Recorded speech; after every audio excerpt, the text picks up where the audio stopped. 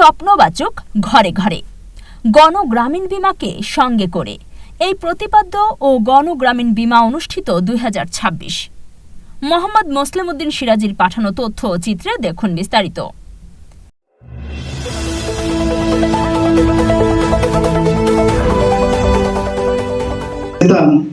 হয়তো ভাবতো যে হয়তো আমাদের কাছে কোনো সাহায্য চায়।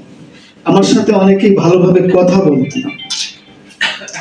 তখন ওই সময় আমি যদি মানুষের সামনে যেতাম বা স্বপ্নবাচক ঘরে ঘরে গণগ্রামীণ বীমাকে সঙ্গে করে এই প্রতিপাদ্য ও গণগ্রামীণ বীমা 2026 সালের জন্য নতুন লক্ষ্যমাত্রাকে সামনে রেখে সিরাজগঞ্জের Shahjadpur Delta life insurance Company কনসেন্স অনুষ্ঠিত হয়েছে। বলছি আমরা যারা এখনো পিছিয়ে আছি, এখনো যারা ভালো কাজ করতে পারছি না, তারা আমাদের সাথে আব্দুল্লাহ ভাইয়ের সাথে ম্যানেজার স্যারের সাথে ভালোভাবে কথা বলে কোন কাজ কিভাবে করলে কোন পর্যায়ে চললে।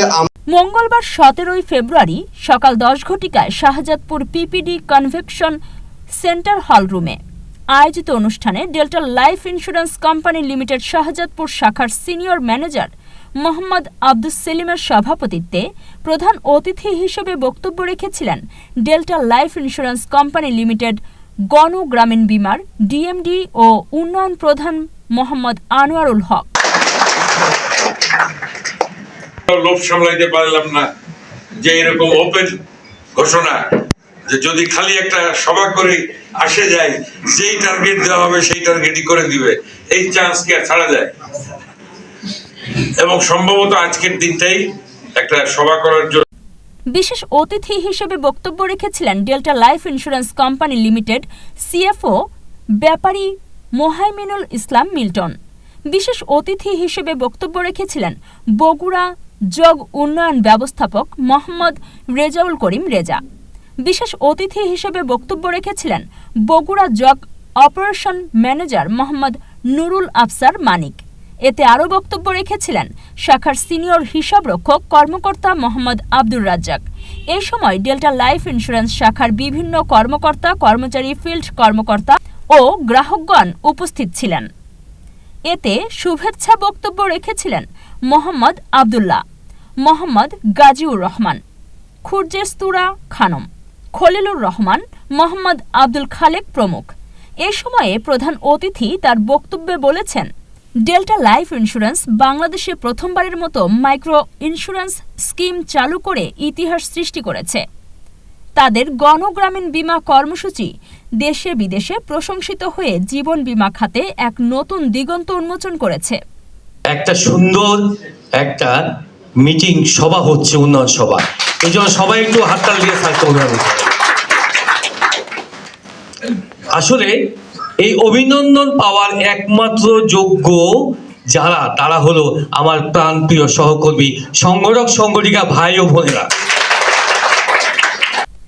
এছাড়া বীমা খাতকে জনপ্রিয় করতে এবং সমাজের বিভিন্ন স্তরের মানুষের চাহিদা পূরণে ডেল্টা লাইফ গুরুত্বপূর্ণ ভূমিকা রেখে চলেছে। ছিলেন ওনাদের কথা, আমাদের প্রজেক্ট লিডার সাদি স্যার ছিলেন। এত ভালো লাগলো যে মানুষের কল্যাণ করা যায়, গণগ্রামীণ বীমাতে মানুষের কল্যাণ করা যায়, নিজের এলাকায় বাস করে নিজের এলাকার মানুষের কল্যাণ করা যায়। আমার এটা ভালো লাগলো যে যেখানে মানুষের কল্যাণ করা যায় সে চাকরিটা করা যেতে পারে। কোম্পানিটি বর্তমানে সারা দেশে 1000টিরও বেশি কার্যালয়ের মাধ্যমে কার্যক্রম পরিচালনা করেছে এবং প্রায় 20,000 বীমা কর্মী জনগণের দোরগোড়ায় সেবা পৌঁছে দিচ্ছেন। এই সময়ে অনুষ্ঠানের সভাপতি সিনিয়র ম্যানেজার মোহাম্মদ আব্দুস সেলিম বলেছেন, আমি প্রায় 30 বছর ধরে এই প্রতিষ্ঠানে কর্মরত আছি। নানা প্রতিকূলতার মধ্য দিয়ে আজ কোম্পানি 40 বছরের ঊর্ধ্বে পদার্পণ করেছে। এটি আমাদের জন্য গর্ব ও আনন্দের বিষয়। এই সময়ে তিনি আরও বলেছেন, এই দীর্ঘ পথ চলায় আমাদের সঙ্গে থাকা সকল পলিসি হোল্ডার, শেয়ার হোল্ডার, নিয়ন্ত্রক সংস্থা, শুভানুধ্যায়ী কর্মকর্তা, কর্মচারী ও নাগরিক সমাজের প্রতি জানাই আন্তরিক কৃতজ্ঞতা ও শুভেচ্ছা। আলোচনা শেষে কোম্পানির সার্বিক সমৃদ্ধি কামনা করে অনুষ্ঠানের আনুষ্ঠানিক সমাপ্তি ঘোষণা করা হয়েছে। সেই ব্যবসাটা চলার মতো অবস্থান আমার ছিল না। আমি যদি কোনো মানুষের সামনে যেতাম, হয়তো ভাবতো যে হয়তো আমাদের কাছে কোনো সাহায্য চায়। আমার সাথে অনেকেই ভালোভাবে কথা বলতো না। তখন ওই সময় আমি যদি